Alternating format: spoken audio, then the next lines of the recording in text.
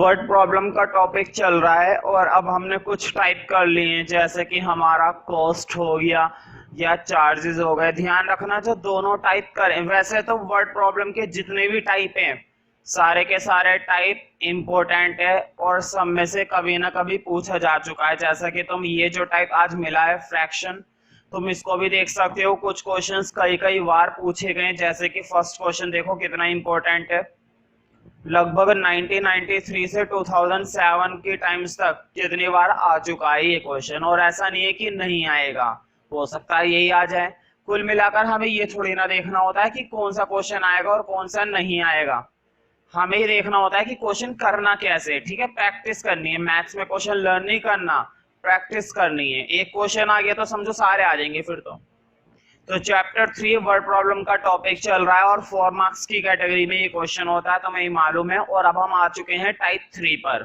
तो गिने चुने कुछ चुनिंदा टाइप्स करेंगे, सारे टाइप्स करने की जरूरत नहीं है। फिलहाल आज के लिए जो टाइप मिला है वो फ्रैक्शन है, और ये भी कुछ कम इंपोर्टेंट नहीं होता, ये भी कई बार पूछा जा चुका है। ठीक है, तो उस हिसाब से थोड़ा सा इंपॉर्टेंट है, ध्यान से करेंगे।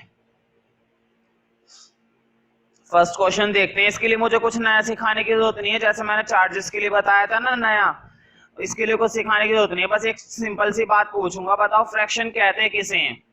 फ्रैक्शन इसी तो कहते हैं, कुछ ऊपर लिखा हुआ होता है और कुछ नीचे लिखा हुआ होता है। ऊपर वाला क्या कहलाता है? न्यूमरेटर। ऊपर वाला क्या कहलाता है? न्यूमरेटर। और नीचे वाला क्या कहलाता है? डिनोमिनेटर। और इस पूरे को क्या बोला जाता है? फ्रैक्शन। बस यही तो होता है फ्रैक्शन। बस फर्क इतना है, मैं ऊपर वाले को n नहीं बोलूंगा और नीचे वाले को d नहीं बोलूंगा, क्योंकि तुम्हें मालूम है दो चीजों का काम चल रहा है। हम एक को मानते हैं x और दूसरे को मानते हैं y। भाई लीनियर इक्वेशन में मैं बार बार दो ही बातें तो बोलता हूँ, x और y, तो तुम्हें भी मालूम है। अब मैं न्यूमरेटर को n नहीं मानूंगा, अब मैं न्यूमरेटर को माने करूंगा x और डिनोमिनेटर को क्या मानूंगा? y। तो जब भी तुम्हें क्वेश्चन के अंदर फ्रैक्शन दिखे ना कि क्वेश्चन फ्रैक्शन वाला है, क्वेश्चन की ना सिर्फ पहली लाइन पढ़कर ही तुम्हें पता चल जाएगा कि क्वेश्चन फ्रैक्शन का है या नहीं है। जैसे ही क्वेश्चन तुम्हें दिखाई दे कि ये क्वेश्चन फ्रैक्शन का है, सबसे पहले करो लेट द फ्रैक्शन। जैसे मैंने चार्जेस वाले में बोला था ना, जैसे ही तुम्हें क्वेश्चन में दिखाई दे फिक्स चार्ज, तुरंत मानो let fix charge additional charge x and y. इसी तरह से अगर क्वेश्चन में तुम्हें दिखाई दे फ्रैक्शन, तो तुरंत सबसे पहले फ्रैक्शन को ही मानो। और क्या मानना है फ्रैक्शन? वो ये बोर्ड पे देखो। तो देखो फर्स्ट क्वेश्चन अभी मैंने पढ़ा नहीं है, लेकिन मुझे इतना मालूम है सारे क्वेश्चन फ्रैक्शन के। तो सबसे पहले मैं एक लाइन लिखूंगा, बिना सोचे समझे लिखो, let the fraction be x upon में वाई। जब भी क्वेश्चन के अंदर तुम्हें फ्रैक्शन वर्ड दिखाई दे वर्ड प्रॉब्लम वाले टॉपिक में, तुरंत क्या मान लो? एक फ्रैक्शन मान लो x अपॉन में y। और ये बात तुम जानते हो, ऊपर वाला x क्या है? न्यूमरेटर। नीचे वाला y क्या है? डिनोमिनेटर। ये बात तुम्हें याद रहनी चाहिए, क्योंकि कभी कभी इसके हिसाब से भी इक्वेशन बनानी पड़ जाती है। फिलहाल देखते हैं क्वेश्चन। अब हम लिखेंगे अकॉर्डिंग टू क्वेश्चन, मतलब जैसा क्वेश्चन बोलेगा बिल्कुल वैसी, तो लिख दो ATQ अकॉर्डिंग टू क्वेश्चन। देखते हैं क्या होता है। अब फ्रैक्शन 4/5, देखो अ फ्रैक्शन बिकम्स 4/5। एक फ्रैक्शन 4/5 हो जाता है, बिकम्स का मतलब होता है होना। एक फ्रैक्शन क्या हो जाता है? 4/5 if 1 is added to both numerator and denominator। देखो अगर मैं न्यूमरेटर और डिनोमिनेटर दोनों में क्या ऐड करूं? 1। देखो if 1 is added to both numerator and denominator, अगर 1 न्यूमरेटर और डिनोमिनेटर दोनों में ऐड किया जाए तो फ्रैक्शन क्या हो जाता है? 4/5। ये बात क्लियर हो गई? मैं फिर से रिपीट करता हूं, कोई बात नहीं है, अभी तो पहले ही क्वेश्चन कर रहे हैं। A fraction becomes 4/5। एक फ्रैक्शन क्या हो जाता है? 4/5 हो जाता है। कब? इफ लिखा हुआ है ना, यदि।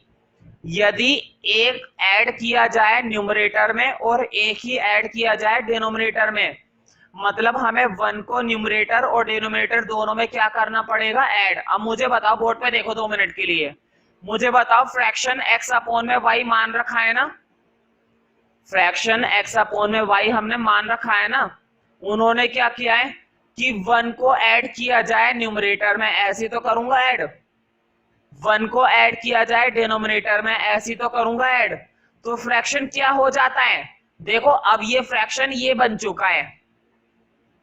क्लियर हुआ? मैं फिर से रिपीट कर देता हूं। वो क्या करवाते हैं, वो न्यूमरेटर और डिनोमिनेटर में ना कभी तो कुछ ऐड करवाएंगे, कभी कुछ माइनस करवाएंगे, और ये बोल देंगे कि फ्रैक्शन ये बन गया। तो जो बनने वाला फ्रैक्शन होता है ना वो इस साइड लिखे करो, जो बनने वाला फ्रैक्शन होता है वो तुम्हें कहां पे लिखना है, इस साइड। ये तो बनेगी एक इक्वेशन, लेकिन अभी नहीं, बाद में। बताओ क्या क्या ये कहीं से स्टैंडर्ड दिख रही है? ये स्टैंडर्ड नहीं है। फ्रैक्शन में ना स्टैंडर्ड हमें बनाना पड़ता है, इसलिए क्या होता है फ्रैक्शन वाले क्वेश्चन आसान तो होते हैं लेकिन स्टैंडर्ड बनाने पड़ते हैं हमें खुद। अब जरा आगे देखो, इफ हाउ एवर बोर्ड इसमें अपने नोट्स में देखो, if how ever 5 is subtracted from both, अगर 5 सब्ट्रैक्ट कर दिया जाए बोथ न्यूमरेटर एंड डिनोमिनेटर, दोनों में से, न्यूमरेटर में से भी डिनोमिनेटर। अब बोर्ड पे देखो, बताओ फ्रैक्शन फिर से क्या था, ये था भाई फ्रैक्शन। तुमने हर बार क्या मान रखा है, एक्स अपॉन में वाई। क्या वो हमसे इस बार ऐड करवाने के लिए बोल रहा है?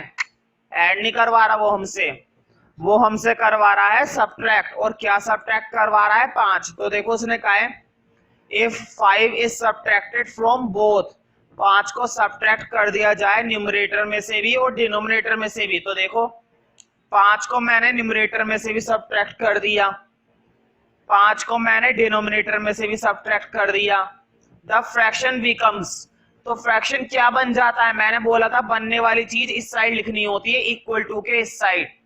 तो फ्रैक्शन क्या बन जाता है, 1/2। क्लियर हो रहा है? मैं एक बार जरूर रिपीट करूंगा क्योंकि फ्रैक्शन के क्वेश्चन है ना यहीं तक ही होते हैं, यहां पर हो गए उसके बाद तो सारा काम बहुत ही ज्यादा आसान है, बहुत मक्खन काम है, लेकिन इस काम को समझना जरूरी है। देखो जैसे ही तुम्हें फ्रैक्शन मिले तुरंत उस फ्रैक्शन को क्या मान लो, x अपॉन में y। हमें नहीं पता क्वेश्चन में क्या होगा आगे, लेकिन हमें इतना मालूम है कि हमें फ्रैक्शन क्या मान लेना है तुरंत, x अपॉन में y। अब देखते हैं, उन्होंने कहा था अ फ्रैक्शन बिकम्स 4/5, एक फ्रैक्शन क्या हो जाता है, 4/5 हो जाता है। कब? यदि 1 ऐड कर दिया जाए न्यूमरेटर में भी और 1 ऐड कर दिया जाए डिनोमिनेटर में भी। देखो लिखा हुआ है if 1 is added to both, both का मतलब होता है दोनों में, न्यूमरेटर में भी 1 को ऐड करना है और डिनोमिनेटर में भी 1 को ऐड करना है।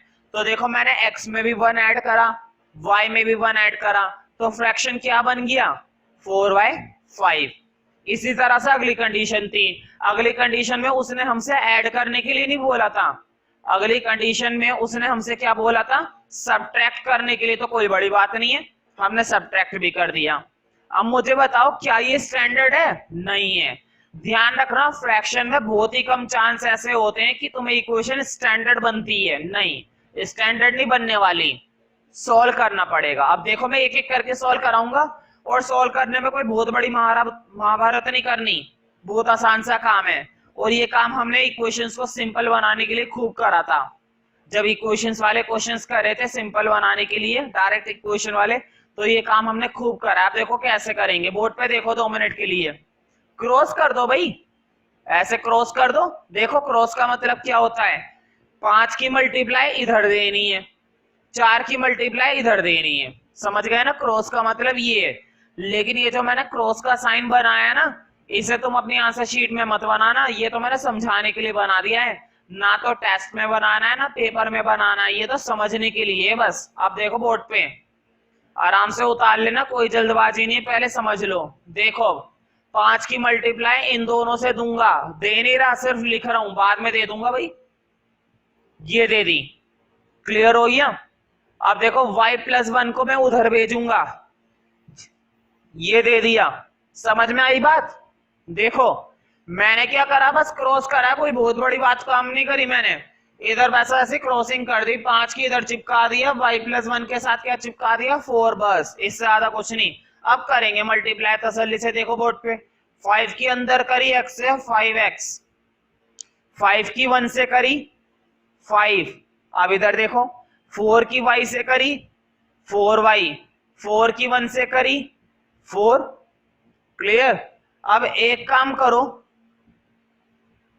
बढ़िया रहता है कि इन दोनों टर्म्स को इधर ले आओ। बोर्ड पे देखो 2 मिनट के लिए। बढ़िया रहता है कि यहाँ पर जितनी भी टर्म्स बनेगी उन टर्म्स को कहां पे ले आओ, इधर। मुझे बताओ 4y यहाँ पर क्या है, प्लस का, इधर आके क्या हो जाएगा, माइनस का। प्लस का 4 इधर क्या है, प्लस का, इधर आके क्या हो जाएगा, माइनस का। तो फिर कर दो, सोचना कैसा है। अगर कोई दिक्कत ना हो तो मैं ये वाला स्टेप रब कर रहा हूं क्योंकि नीचे स्पेस कम है। तो देखो 4y इधर आ गया, 4y इधर आके हो गया माइनस का, और प्लस का 4 भी इधर आके क्या हो गया, माइनस का। इक्वल टू में क्या रह गया, 0। भाई जब कुछ बचा ही नहीं उधर तो क्या बचेगा, 0। अब सोल्व करो, बोर्ड पे देखो 5x माइनस 4y। अब देखो ये प्लस का 5 है, ध्यान से देखो, मैं सर्कल बना देता हूं। ये प्लस का 5 है, ये माइनस का 4 है। बताओ 5 में से 4 जाएंगे, कितने बचेंगे। बच्चा जानता है कि 5 में से 4 माइनस करने पर 1 बचता है। 5 में से 4 माइनस करने पर 1 बचता है। बचता है तो लिख दो, सोचना कैसा है। अब बन चुकी है ये स्टैंडर्ड। बताओ दिखाई दे रही है ना स्टैंडर्ड। ये इक्वेशन हमें क्या दिखाई दे रही है, स्टैंडर्ड। इतना काम हो गया हमारा खत्म। अब जरा दूसरी पर गौर करो। देखो स्टैंडर्ड बनाने की देरी होती है बस, उसके बाद तो सॉल्व है, और क्या करना है। अब जरा इस पे गौर करो। भाई यहाँ पे भी क्रॉस ही करवाऊंगा, ध्यान रखना। फ्रैक्शन के अंदर ज्यादातर अगर तुम्हें स्टैंडर्ड बनानी है तो तुम्हें क्या करना पड़ेगा, क्रॉस। क्रॉस कर दिया करो। अब देखो फिर से मैं क्रॉस करवा रहा हूं। ऐसा साइन मत बनाया करो। स्टैंडर्ड बनाने के लिए अगर क्रॉस करना है तो क्रॉस के लिए ये क्रॉस का साइन बनाना जरूरी नहीं है। हो सकता है टीचर मार्क्स काट ले कि ये क्या चीज बना दी, इसलिए ना तो टेस्ट में ना पेपर में, लेकिन समझने के लिए मैं बोर्ड पे बनाता हूं बस। बीच में इक्वल टू ही रहता है। अब देखो क्रॉस का मतलब क्या है, इस 2 की मल्टीप्लाई इधर देनी है, y माइनस 5 की मल्टीप्लाई उधर देनी है। अब देखो कैसे करूंगा, 2 की मल्टीप्लाई इधर, देखो मैं फिर से नहीं दे रहा, मैंने सिर्फ लिखा है, अभी कर लेंगे मल्टीप्लाई, जल्दबाजी किस बात की है। अब जरा इधर देखो, y माइनस 5 की मल्टीप्लाई 1 से करूंगा। बोर्ड पे देखो y माइनस 5 की मल्टीप्लाई 1 से करूंगा, और तुम्हें मालूम है 1 से करो या ना करो, बताओ। 1 की 5 से करी, क्या कोई फर्क पड़ता है, नहीं। 1 से करने पर 5 ही रहा। 1 की x से करी, क्या कोई फर्क पड़ेगा, x ही रहेगा, x ही रहा। तो 1 से करो या मत करो एक ही बात होती है। तो मैं सीधा लिख रहा हूं उधर y माइनस 5। तुम ये सोच लो कि मैंने डायरेक्ट मल्टीप्लाई कर दी, मैंने 1 से मल्टीप्लाई कर दी, ठीक है। 1 से करो या मत करो, इसलिए मैंने 1 को हटा दिया। लेकिन इधर तो करनी पड़ेगी, इधर तो 2 लिखा हुआ है और 2 से करना जरूरी होता है, तो करते हैं। तो देखो 2 की x से करूंगा 2x, 2 की 5 से करूंगा माइनस 10। मैंने बताया था इधर वाली टर्म्स को यहां पर ले आए करो। बताओ y माइनस 5 इधर आएगा तो इधर आके साइन चेंज हो जाएंगे ना। माइनस का 5 इधर आके क्या हो जाएगा, प्लस का। प्लस का y इधर आके क्या हो जाएगा, माइनस का। तो पहले एक स्टेप में लिख लेते हैं। देखो 2x माइनस 10 प्लस का y इधर आके हो गया माइनस, माइनस का 5 इधर आके हो गया प्लस, इक्वल टू में बना हुआ है 0।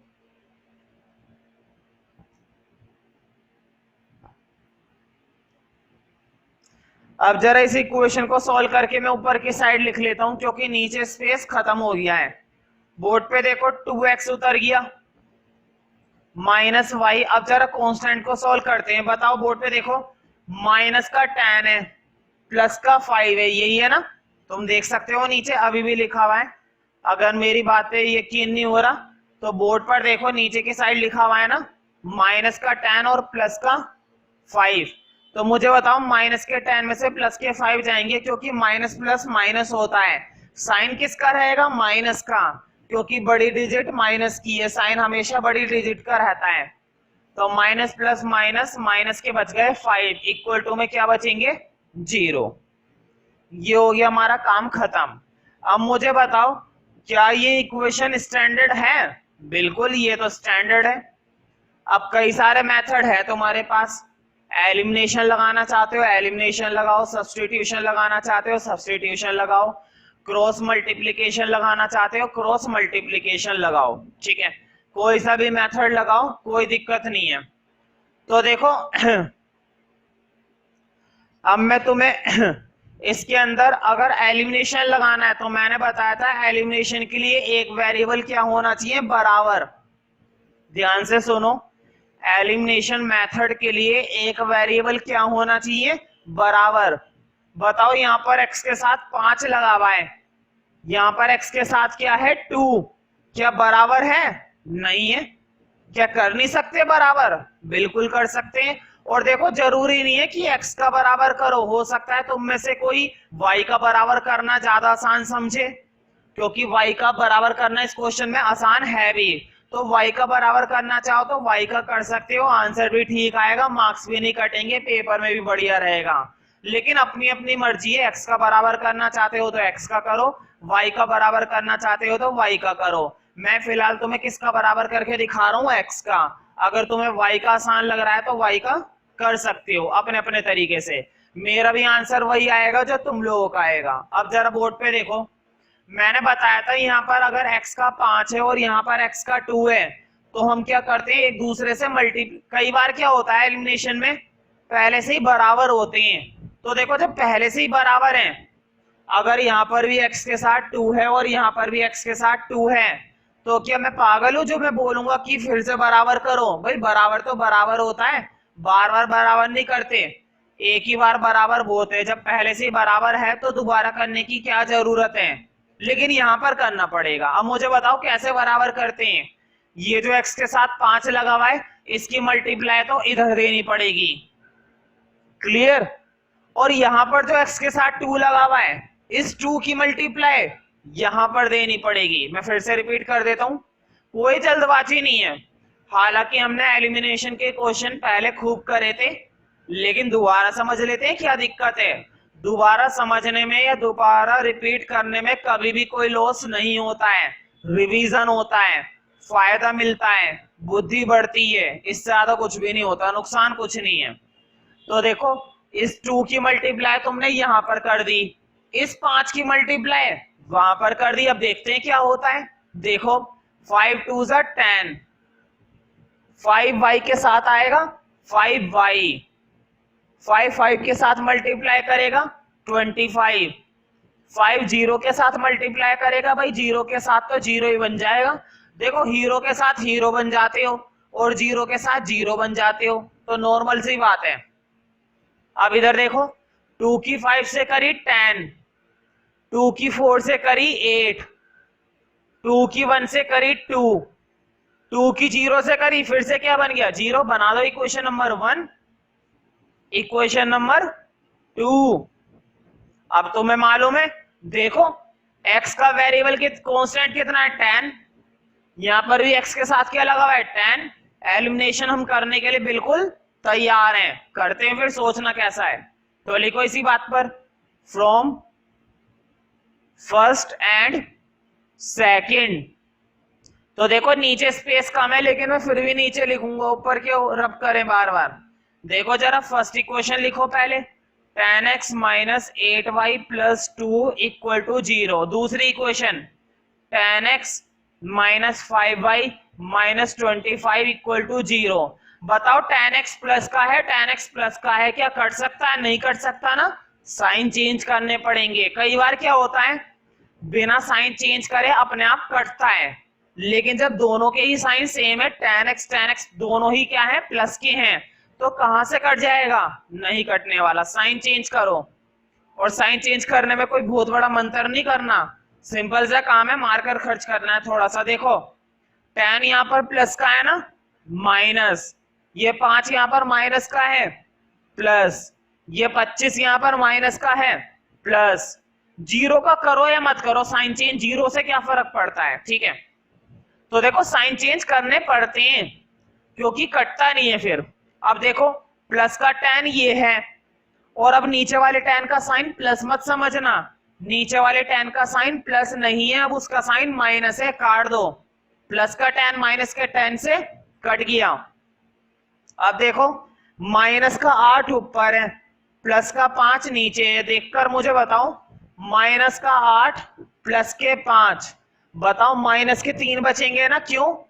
ये तो तुम्हें पता चल गया माइनस करना था, माइनस प्लस माइनस होते हैं तो 8 में से 5 गए 3, लेकिन माइनस के क्यों? क्योंकि माइनस की डिजिट बड़ी है, देखो 8 बड़ा है और 8 के साथ माइनस का साइन है, इसलिए माइनस के 3। तो यहां से तो बचा माइनस के 3y। इधर देखते हैं भाई, देखो ऊपर प्लस का 2 प्लस का 25, मतलब प्लस का 2 और प्लस का 25 कितने होते हैं? प्लस के 27, 25 और 2 27, तो लिखो प्लस के 27 इक्वल टू में फिर से क्या चल रहा है? 0। क्या ये प्रॉपर दिखाई दे रहा है? बिल्कुल। तो तुम देख सकते हो ना बोर्ड पे नीचे लिखा हुआ है -3y प्लस 27, -3y प्लस 27, नीचे स्पेस कम है, मैंने अब ऊपर लिख लिया है इक्वल टू 0। ठीक है, तो मुझे बताओ प्लस का 27 इधर आके क्या हो जाएगा? प्लस का 27 इधर आके हो गया माइनस का। तुम्हें एक चीज मैंने सिखाई है, माइनस से माइनस डायरेक्ट काट दिया करो, कोई दिक्कत नहीं है, ये बात मैंने सिखा दी है। माइनस से माइनस उड़ा दो, बताओ 3 इधर मल्टीप्लाई, इधर आके क्या हो जाएगा? डिवाइड, और 3 से 27 कितने पर जाता है? 9 पर भाई, 3 9 सा 27, मतलब y की वैल्यू क्या आ गई? 9। अब तुम्हें मालूम है इस y की वैल्यू का करना क्या है, इस y की वैल्यू को चाहे फर्स्ट में पुट करो चाहे सेकंड इक्वेशन में पुट करो, तुम्हारी मर्जी है, किसी में भी पुट करोगे आंसर बिल्कुल ठीक आएगा और कोई दिक्कत नहीं होगी आंसर लाने में। देखो जरा, तो मैं एक लाइन लिख रहा हूं, putting value of y in second में, सेकंड में पुट कर रहा हूं, सेकंड में इसलिए क्योंकि मैंने फर्स्ट इक्वेशन रब कर दी है, अगर तुम्हें फर्स्ट में आसान लग रहा है तो तुम फर्स्ट में पुट कर सकते हो, कोई दिक्कत नहीं है। अब देखो कैसे पुट करने वाला हूं मैं, tan x माइनस 5, बताओ y की जगह क्या पुट करूंगा? 9।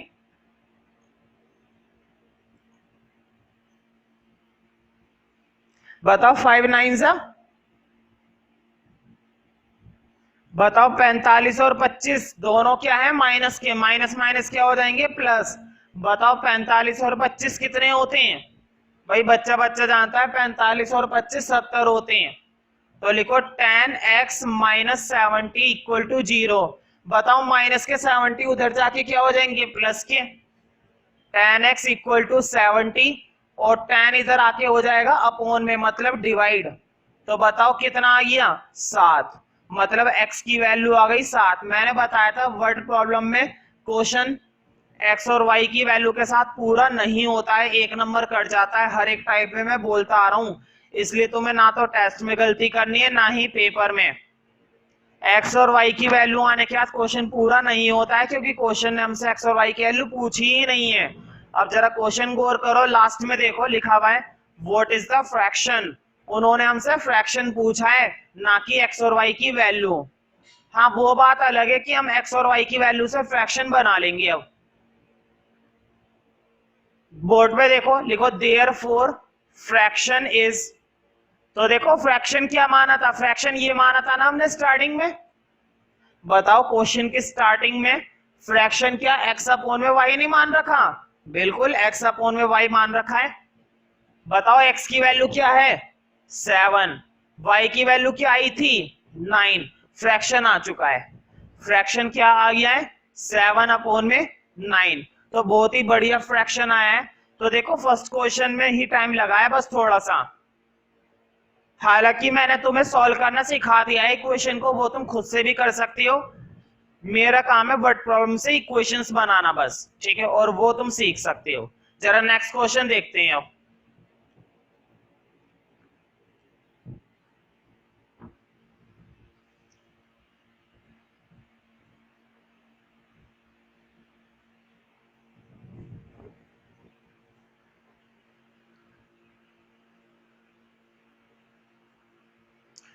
सेकंड क्वेश्चन, तो देखो सेकंड क्वेश्चन भी हमारा आया हुआ है, फर्स्ट क्वेश्चन कई बार पूछा गया था लेकिन ये इतना नहीं पूछा गया है, सेकंड क्वेश्चन कोई नहीं करते हैं, देखते हैं। तो देखो क्वेश्चन के अंदर दिखाई दे गया अ फ्रैक्शन, तो जैसे ही तुम्हें क्वेश्चन में फ्रैक्शन दिखाई दे रहे, लेट वाली लाइन लिखो बिना सोचे समझे। तो लिखो let the fraction be x upon में वाई, मान लिया। अब काम शुरू करते हैं, एक लाइन लिख दो अकॉर्डिंग टू क्वेश्चन, मतलब क्वेश्चन के अनुसार लिखो, मतलब पढ़ो। अ फ्रैक्शन बिकम्स 1/3, एक फ्रैक्शन क्या हो जाता है 1/3 हो जाता है, कब? अब देखो कब, if is subtracted from both. तो देखो क्या डिजिट सब्ट्रैक्ट करनी है ये नहीं लिखा हुआ ना, सिर्फ ये लिखा हुआ है इफ सब्ट्रैक्टेड बोथ। तो एक काम करो, इसमें गलती से डिजिट प्रिंट नहीं हो पाई है, तो मैं एक डिजिट बोल रहा हूं वो हाथ के हाथ। अच्छा ध्यान से देखो, अब फ्रैक्शन बिकम्स 1/3 में, एक बार क्वेश्चन दोबारा से पढ़ रहा हूं, मैंने गलत पढ़ दिया था। अब फ्रैक्शन बिकम्स 1/3, एक फ्रैक्शन क्या हो जाता है 1/3 हो जाता है इफ 2 इज सब्ट्रैक्टेड, 2 है, if 2 is subtracted from both its numerator and denominator।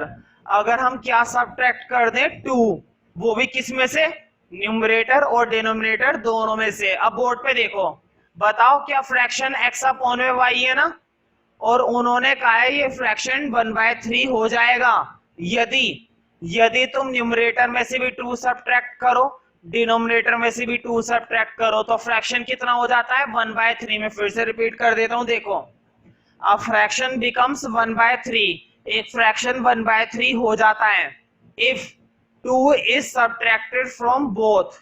तो देखो मैंने क्या करा, मैंने 2 सब्ट्रैक्ट कर दिया, वो भी दोनों में से, ऊपर वाले में से भी और नीचे वाले में से भी, तो फ्रैक्शन क्या हो गया 1/3। ये जो बनने वाला फ्रैक्शन होता है ना, बिकम्स वाला फ्रैक्शन होता है, वो इक्वल टू के इस साइड लिखे करो हमेशा, वो फ्रैक्शन तुम्हें इक्वल टू के इस साइड लिखना है। तो देखो if 2 is subtracted from both numerator and denominator. अब आगे पढ़ते हैं, ये तो बन गई बात एक इक्वेशन की, अब आगे वाली देखते हैं। If 1 is added to both numerator and denominator, अब वो कह रहा है अगर 1 ऐड किया जाए, if 1 is added to both numerator and denominator, तो देखो इस बार क्या करना है, हमें सब्ट्रैक्ट नहीं करना है, इस बार इसने बोला है ऐड करने को। तो देखो बोर्ड पे 1 ऐड करने का मतलब ये है ना, और 1 ऐड करने का मतलब ये है, तो फ्रैक्शन क्या बन जाता है, अब फ्रैक्शन बन जाता है 1/2। समझ में आ रही है ना बात, मतलब जो बनने वाला फ्रैक्शन होता है ना, वो फ्रैक्शन इस साइड आता है। कोई नहीं, अभी हम दूसरे क्वेश्चन पर ही तो हैं, लेकिन मैं दावा करता हूं जब हम 3 या 4 क्वेश्चन कर लेंगे तो 5वीं क्वेश्चन तुम खुद बनाओगे। हालांकि कुछ बच्चे अभी भी बना सकते हैं मुझे मालूम है, लेकिन अभी थोड़ा सा स्पीडली काम नहीं करेंगे, अभी हम सीख रहे हैं, है ना, स्पीड नहीं ला रहे हैं। तो देखो डाटा तो हमने बना लिया है, लेकिन क्या ये स्टैंडर्ड है, ये स्टैंडर्ड नहीं है, तो हमारा दूसरा काम है स्टैंडर्ड बनाना। आगे पढ़ लेते हैं पहले, फाइंड द फ्रैक्शन। क्वेश्चन ने हमसे क्या बोला है, फ्रैक्शन फाइंड आउट करने को, तो करते हैं फ्रैक्शन फाइंड आउट। तुम्हें मालूम है मैंने बताया था फ्रैक्शन में एक ही चीज चलती है, क्रॉस। कर दो क्रॉस, ये देखो मैंने किस तरह से क्रॉस करा, लेकिन तुम्हें ऐसे क्रॉस नहीं करना है, ना तो कॉपी में, ना टेस्ट में, ना ही पेपर में। अब देखते हैं क्या होता है। देखो क्रॉस का मतलब 3 की मल्टीप्लाई में इधर दूंगा, y-2 की मल्टीप्लाई उधर दूंगा। बोर्ड पे देखो 3 की मल्टीप्लाई इधर करी, देखो भी करी नहीं है, अभी सिर्फ लिखा है, और y-2 की मल्टीप्लाई 1 से। मैंने बताया था देखो जब तुम y-2 की मल्टीप्लाई 1 से करोगे तो 1 से करने पर तो सेम आता है, तो 1 से करने की क्या जरूरत है, डायरेक्ट लिख दो। ऐसे ही क्वेश्चन पहले में भी आया था ना, फर्स्ट वाले में, तब भी मैंने क्या करा था, डायरेक्ट लिखा था। अब जरा सोल्व करो, देखो 3 की मल्टीप्लाई अंदर दे दो 3x, 3 की मल्टीप्लाई 2 से कर दो 6। मैंने बताया था ये इधर वाली जो टर्म होती है उसको इधर ले आया करो। बताओ y-2 इधर आके साइन बदल जाएंगे ना, माइनस का 2 इधर आके क्या हो जाएगा, प्लस का 2, और प्लस का y इधर आके क्या हो जाएगा, माइनस का y। तो देखो कैसे मैं करता हूं, 3x - 6, प्लस का y इधर आके हो गया माइनस, माइनस का 2 इधर आके हो गया प्लस, उधर क्या रह गया 0, जब कुछ नहीं बचा तो 0। अब देखो 3x और माइनस y तो ऐसे ही रहे, माइनस के 6 प्लस के 2, बोर्ड पे देखो माइनस के 6 प्लस के 2। तुम्हें ये बात मालूम है कि हमें माइनस करना है क्योंकि माइनस प्लस क्या होते हैं माइनस, लेकिन तुम्हें ये बात भी मालूम होनी चाहिए कि साइन किस चीज का रहेगा, साइन रहेगा माइनस का, क्योंकि माइनस की डिजिट बड़ी है। बताओ 6 बड़ा होता है ना, साइन हमेशा बड़ी डिजिट का रहता है, माइनस का 4 रहेगा, तो लिख दो माइनस का 4। सोचना कैसा है, ये बन चुकी है हमारी स्टैंडर्ड इक्वेशन। क्या ये स्टैंडर्ड है? बिल्कुल। अब तुम चाहे इसमें एलिमिनेशन लगाना, चाहे सब्स्टिट्यूशन लगाना, चाहे क्रॉस मल्टीप्लिकेशन लगाना, उससे क्या फर्क पड़ता है, जो मेथड तुम्हें ज्यादा आसान और ज्यादा सुटेबल लगे उसी का इस्तेमाल करो। तो देखो अगली इक्वेशन को भी हम इसी तरह से स्टैंडर्ड बनाएंगे, देखते हैं कैसे बनेगी। ठीक है, तो देखो क्रॉसिंग ही करेंगे, इसके लिए कोई नया मेथड तो है नहीं हमारे पास, क्रॉस करो फिर इसी बात पर। ठीक है, तो देखो ऐसे कर रहा हूं मैं, तो तुम्हें ऐसे नहीं करना, लेकिन 2 की मल्टीप्लाई इधर दूंगा और y प्लस 1 की मल्टीप्लाई उधर दूंगा। तो देखो पहले 2 की देते हैं, एरो बना लेते हैं। देखो 2 की इधर दे रहा हूं, दी नहीं है, सिर्फ लिखा है, अभी बाद में दे लेंगे, कौन सी जल्दबाजी है। हाँ y प्लस 1 की 1 से करेंगे, अब ये भी मैंने बताया था, y प्लस 1 की जब 1 से करेंगे तो 1 से करने पर तो वही आ जाता है, तो डायरेक्ट क्या लिख दो y प्लस 1 से करने की जरूरत नहीं है, 2 से करना पड़ेगा। 2 से करूंगा 2x, 2 से 1 की करूंगा 2, उधर क्या बचा y प्लस 1। बताओ उस साइड हमारा क्या बच गया, y प्लस 1 बचेगा ना, बचेगा। अब एक काम करो, जैसा कि मैं तुम्हें कितनी देर से कह रहा हूं कि उधर जो भी डिजिट होए करे उसे इस साइड ले आए करो, उस डिजिट को इस साइड ले आओ। तो देखो y प्लस 1 जब इधर आएगा तो इधर आके उसके साइन बदल जाएंगे, दोनों प्लस के इधर आके क्या हो जाएंगे, दोनों के दोनों माइनस के। तो देखो 2x प्लस 2 प्लस का y इधर आके माइनस, प्लस का 1 इधर आके माइनस, इक्वल टू में 0। तो देखो 2x माइनस y, देखो 2 प्लस का है, बोर्ड पे देखो मैं इंडिकेट कर देता हूं, प्लस सर्कल से दिखा दिया ना मैंने। 2 में से 1 गया, 1 बचेगा, तो 2 में से 1 गया 1, वो भी प्लस का, क्योंकि बड़ी डिजिट का साइन 2 में से 1 गया 1 है ना, इक्वल टू में 0। ये भी क्या बन चुकी है, स्टैंडर्ड। अब देखो जैसा कि मैं हमेशा से कहता आ रहा हूं कि एलिमिनेशन मेथड तब बढ़िया रहता है जब एक वेरिएबल पहले से क्या हो, बराबर। जब एक वेरिएबल पहले से क्या हो, बराबर, तो ज्यादा अच्छा रहता है। बताओ क्या इस वाले पार्ट के अंदर क्या वेरिएबल पहले से बराबर है? मैं बोर्ड पे लिख देता हूं, अगर तुम्हें प्रॉपर नहीं दिखाई दे रहा ऊपर लिख देता हूं, ध्यान से देखना, सिर्फ आंखों का इस्तेमाल करो, दिमाग मत लगाओ, क्योंकि दिमाग लगाया तो गलत हो जाएगा, दिमाग नहीं सिर्फ आंखें। बताओ y का वेरिएबल यहाँ पर क्या दिखाई दे रहा है, कांस्टेंट 1 दिख रहा है ना, और यहाँ पर भी y का क्या दिखाई दे रहा है, 1 बराबर है। वही सबसे बढ़िया रहेगा ऐसे में तुम्हारे लिए एलिमिनेशन लगाना, लगाते हो ना फिर एलिमिनेशन। ठीक है, क्योंकि क्वेश्चन ने तो हमें बताया नहीं कि हमें किससे करना है, तो हमारी मर्जी है, हम जिस मर्जी से करें। तो इस क्वेश्चन के लिए मैं तुमसे बढ़िया कह रहा हूं कि एलिमिनेशन ही लगाओ। तो एलिमिनेशन से खुद से करके देख लेना, ये तुम्हारा होमवर्क है, नहीं होता है तो फिर मुझे दिखाना। नेक्स्ट क्वेश्चन देखते हैं, मतलब थर्ड क्वेश्चन।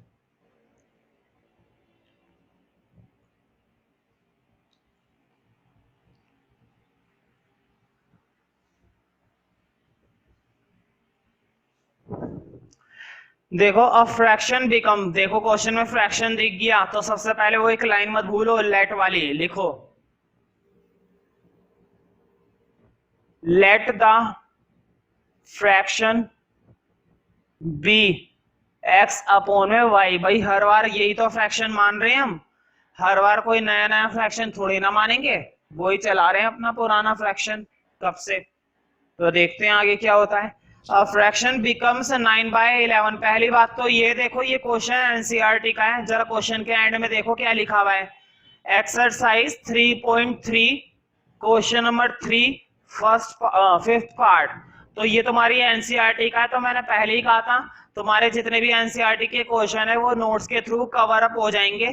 तो घर पे जाके एक बार मैच कर ले करो कि हमने कौन कौन से क्वेश्चन कर लिए हैं, ताकि पूरी एनसीईआरटी के क्वेश्चन हो जाएं। फिर भी अगर कुछ बचता है तो मैं सेपरेट तुम्हें एनसीईआरटी भी सॉल्व करा सकता हूँ, कोई दिक्कत वाली बात नहीं है। A fraction becomes 9/11। एक फ्रैक्शन क्या हो जाता है, 9/11 हो जाता है। कब, आप देखते हैं कब।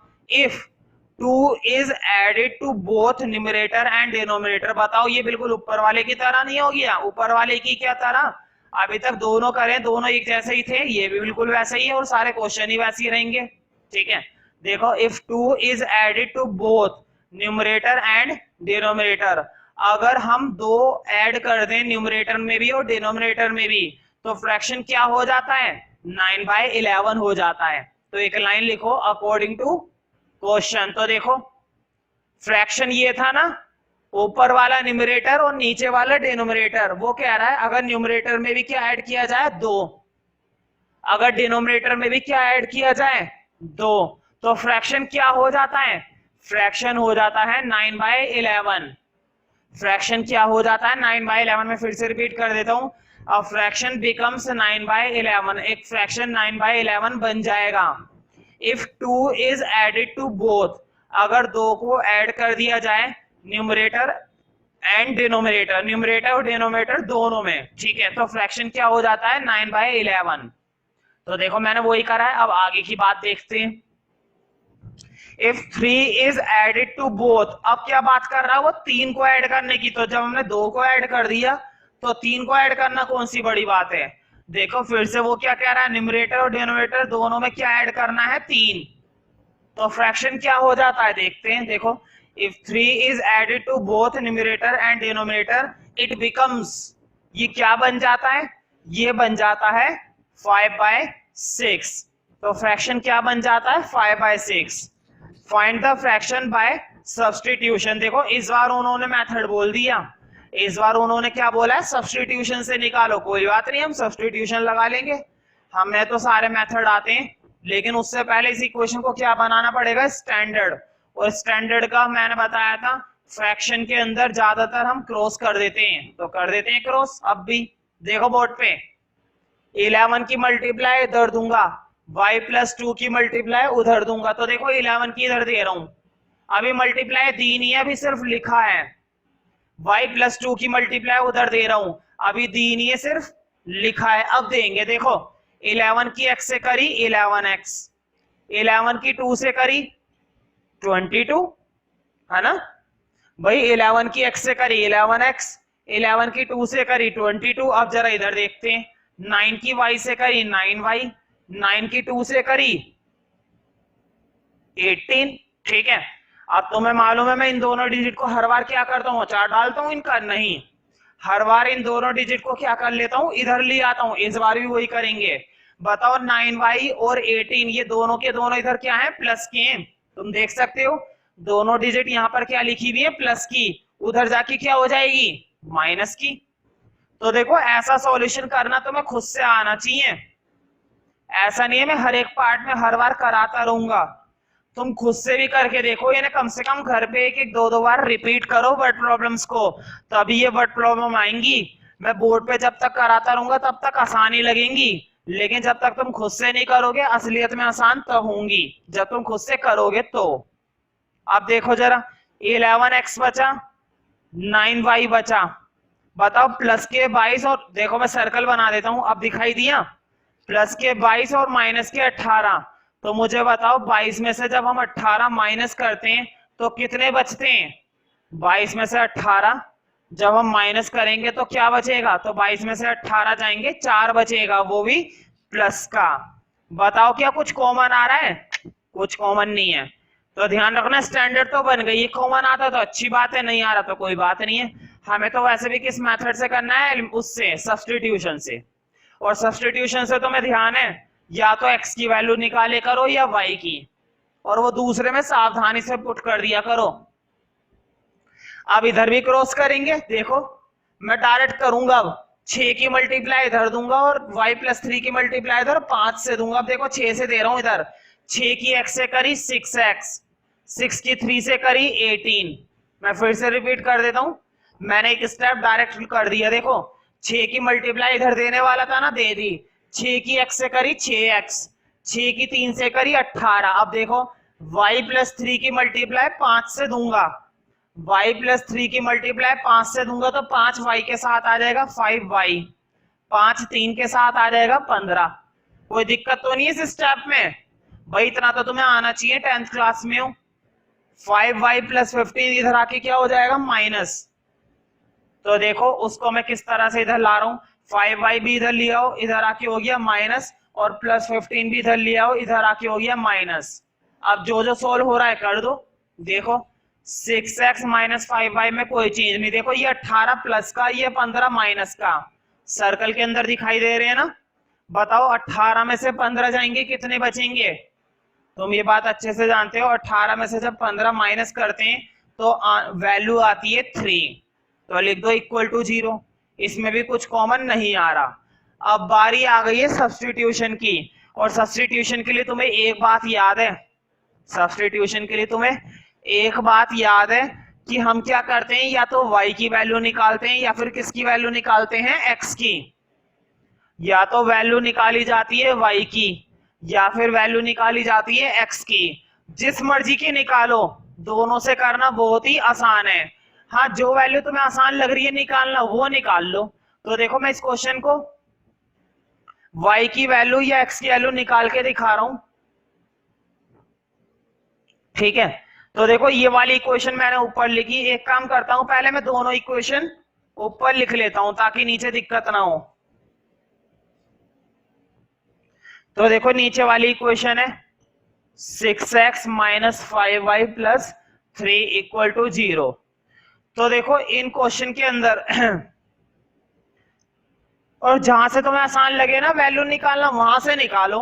देखो इस क्वेश्चन में दोनों तरफ से बराबर ही है लगभग, कहीं से भी निकाल लो, y की वैल्यू कहीं से भी निकाल लो, x की वैल्यू कहीं से भी निकाल लो, कोई फर्क नहीं पड़ता, आंसर सेम आएगा। बस थोड़ा सा कैलकुलेशन और सिंप्लीफिकेशन ध्यान से करे करो बस मैथ्स में। अब देखो मैं तुम्हें x की वैल्यू निकाल के दिखा रहा हूं। मैं हमेशा क्या कहता हूं, y की निकालो। जरूरी नहीं है y की निकालना, जब मर्जी x की निकाल लो, जब मर्जी y की। तो देखो मैं इसमें x की निकाल के दिखा रहा हूँ। बोर्ड पे देखो 11x को इधर ही छोड़ो, 2 मिनट के लिए फोकस होकर देखो बस। 11x को इधर ही छोड़ा, इन दोनों को मैं उधर भेजूंगा। बताओ माइनस का 9y उधर जाके क्या हो जाएगा, प्लस का या माइनस का? भाई जब कोई डिजिट इधर माइनस की है तो माइनस की डिजिट जब उधर जाएगी तो उधर जाके क्या हो जाएगी, प्लस की। तो देखो माइनस का 9y उधर जाके हो गया प्लस का, क्या प्लस का 4 उधर जाके हो गया माइनस का? बिल्कुल, ये भी हो गया माइनस का। मुझे बताओ, मुझे सिर्फ x चाहिए था ना, मुझे क्या चाहिए, सिर्फ x। इस 11 का हटना जरूरी है ना, हटाओ इसे। बताओ 11 इधर मल्टीप्लाई, इधर आके क्या हो जाएगा, डिवाइड। अगर मैंने डायरेक्ट लिख दिया तो कोई प्रॉब्लम तो नहीं है भाई। x की वैल्यू जो मैंने निकाली है, मैंने 11 उधर भेज दिया, तो उधर जाके मैंने डायरेक्ट 11 अपोन में कर दिया, तो कोई प्रॉब्लम तो नहीं है। अब तुम्हें मालूम है इस x की वैल्यू का क्या करना है, इस x की वैल्यू को डालना पड़ता है फर्स्ट इक्वेशन में, इसको मानते हैं हम हमेशा फर्स्ट। तो देखो इस x की वैल्यू को ध्यान से इसमें प्लॉट करना और सोल्व कर देना, हो जाएगा।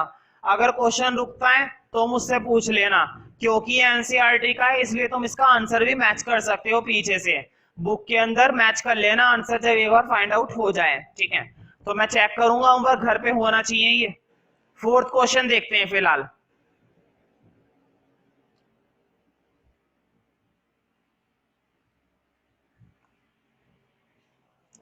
तो देखो 4th क्वेश्चन बहुत ही बढ़िया क्वेश्चन चल रहे हैं भाई। फ्रैक्शन वाले क्वेश्चन तो अब तुम्हें धीरे धीरे समझ में आ रहे होंगे, और इनकी इक्वेशन बनाना तो और भी ज्यादा आसान होता है। तो फटाफट से पढ़ देते हैं, क्योंकि 4th क्वेश्चन भी तुम्हारा एनसीईआरटी का है, लेकिन ये देखो कभी आया नहीं है, खैर करना तो है। तो देखो एक्सरसाइज 3.4 में ढूंढ लेना क्वेश्चन नंबर 2 का फर्स्ट पार्ट। देखो तो देखो सबसे पहले फ्रैक्शन वाली वर्ड दिख रहा है, न्यूमरेटर डिनोमिनेटर दिख रहे हैं ना हमें। तो फ्रैक्शन मान लो, देखो मैं पूरी लाइन में लिखना, मैंने सीधा फ्रैक्शन माना है x अपॉन में y, ठीक है, कोई दिक्कत तो नहीं है। अब देखो if we add 1 to numerator and subtract 1 from denominator, कई बार क्या होता है वो न्यूमरेटर और डिनोमिनेटर दोनों के अंदर कुछ ऐड करता है, कुछ सब्ट्रैक्ट करता है, लेकिन कभी कभी अलग कर देता है। देखो दो बातें बोली हैं, 1 को तो ऐड करना है न्यूमरेटर में, ध्यान से सुनना। If we add 1 to the numerator, numerator में तो 1 को हमने क्या करा है, add, and subtract 1 from the denominator, और डिनोमिनेटर में से क्या करा है, 1 सब्ट्रैक्ट करा है, ऐड नहीं करा। देखो बोर्ड पे, ये था फ्रैक्शन, ऊपर वाला क्या था, न्यूमरेटर, नीचे वाला क्या था, डिनोमिनेटर। क्वेश्चन ने बोला है देखो, if we add 1 to the numerator, अगर मैं न्यूमरेटर में क्या ऐड करूं, 1 कर दिया, और आगे देखो, and subtract 1 from the denominator, और अगर डिनोमिनेटर में से क्या सब्ट्रैक्ट करूं, 1। तो अभी तक क्या आ रहा था, अभी तक दोनों में या तो प्लस कर रहे थे हम, ऊपर और नीचे दोनों में क्या कर रहे थे, प्लस, या फिर दोनों में क्या कर रहे थे, माइनस। तो देखो इसमें भी कौन सी बड़ी बात है, ये कर दिया हमने, देखो 2 मिनट में हो गया। कभी कभी ऊपर प्लस करवाता है, नीचे माइनस करवाता है, उसकी मर्जी, कुछ भी करवाए। तो देखते हैं फ्रैक्शन क्या बन जाता है। अब फ्रैक्शन बिकम्स 1, क्वेश्चन ने क्या बोला है, 1 ऐड करने पर, 1 सब्ट्रैक्ट करने पर फ्रैक्शन क्या बन गया, फ्रैक्शन बन गया 1। तो मैंने बताया था बनने वाला फ्रैक्शन कहां पर लिखते हैं, यहां पर बताओ, 1 बनाया ना, 1 ही लिखेंगे, 10 तो लिखेंगे नहीं। फ्रैक्शन ही जब 1 बनाए तो 1 ही लिखेंगे। भाई तुम सोच रहे होंगे 1 कैसे फ्रैक्शन हो सकता है, क्यों नहीं, ध्यान रखना हर डिजिट अपने आप में फ्रैक्शन होती है। 1, 5, 13, 17, कोई सी भी डिजिट ले लो, सब फ्रैक्शन होती है। तो फ्रैक्शन क्या बन गया, 1, ये तो बन गई एक बात। अब दूसरी बात देखते हैं, इट ऑल्सो बिकम्स 1/2, ये 1/2 हो जाता है यदि, if we only add 1 to the denominator. देखो दोनों में नहीं करा, उसने क्या बोला है, देखो ये फ्रैक्शन क्या हो जाता है, 1/2 हो जाता है if we only add 1 to the denominator. मुझे बताओ क्या ये फ्रैक्शन था, बिल्कुल। इस बार क्या उन्होंने न्यूमरेटर में भी कुछ ऐड करवाया है, नहीं। क्या न्यूमरेटर में कुछ सब्ट्रैक्ट करवाया है, नहीं। देखो न्यूमरेटर की तो बात ही नहीं आई, सिर्फ किसके अंदर ऐड करवाया है, डिनोमिनेटर में। देखो मैं फिर से पढ़ रहा हूं अगली line, it also becomes 1/2, fraction क्या बन जाता है, 1/2, if we only add 1 to the denominator, यदि सिर्फ हम क्या ऐड करें, 1, और किस में ऐड करें, डिनोमिनेटर में। मतलब सिर्फ और सिर्फ हमने किस में ऐड करा है, डिनोमिनेटर में। कभी कभी ऐसा हो जाता है, कभी कभी क्या बोलेगा वो कि सिर्फ किस में ऐड करना है, डिनोमिनेटर में। कभी कभी क्या बोलेगा, सिर्फ किस में ऐड करना है, न्यूमरेटर में। तो हमें क्या लेना, जो वो बोल रहा है बिल्कुल वही कर दो। देखो लिखा हुआ था, इट ऑल्सो बिकम्स 1/2, फ्रैक्शन क्या हो जाता है, 1/2, इफ वी ओनली, देखो वर्ड उसने खुद लिख भी रखा है, ओनली, अगर हम सिर्फ क्या ऐड कर दे, 1, और वो भी किस में, डिनोमिनेटर में। तो फ्रैक्शन क्या बन गया है, फ्रैक्शन बन चुका है 1/2। कोई प्रॉब्लम तो नहीं है भाई, इक्वेशन बनाना आना चाहिए, ध्यान से समझे करो, मेरी बोली हुई बात को ध्यान से सुने करो, बस उसी से काम चल जाएगा, कुछ भी पूछने की जरूरत पड़ेगी ही नहीं। अब वही काम करना है, क्रॉसिंग कर दो भाई। तुम सोच रहे होंगे यहाँ पे क्रॉसिंग कैसे करें, बिल्कुल देखो, मुझे बताओ क्या 1 के नीचे 1 नहीं लगा सकता, मैंने बताया 1 जिस मर्जी के नीचे लगाओ, कोई फर्क नहीं पड़ता भाई। अब कर दो क्रॉसिंग, देखो बोर्ड पे, बताओ 1 की मल्टीप्लाई इधर दूंगा, सेम आ जाएगा, मैंने बताया 1 से करने पर सेम आता है। y-1 की मल्टीप्लाई 1 से दूंगा, फिर से सेम आ जाएगा, 1 से करने पर सेम आता है, ठीक है। अब दोनों को इधर ले आओ, बताओ प्लस का y इधर आके माइनस, माइनस का 1 इधर आके प्लस, बताओ x माइनस वाई प्लस 1 कितने हो जाएंगे, 1 और 1 2। बताओ क्या ये स्टैंडर्ड है, बिल्कुल। ये स्टैंडर्ड नहीं है तो फिर क्या होगी, स्टैंडर्ड, ये स्टैंडर्ड है। अब इधर भी वही क्रॉसिंग करेंगे, ये कोई वीआईपी है किसके लिए हम कोई नया मेथड लेकर आए।